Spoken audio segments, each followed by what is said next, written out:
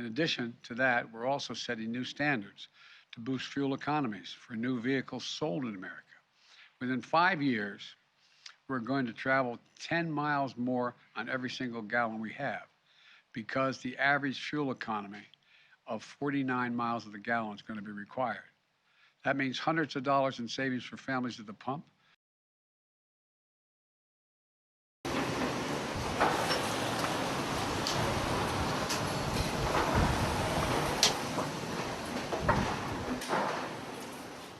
I know gas prices are painful. I get it.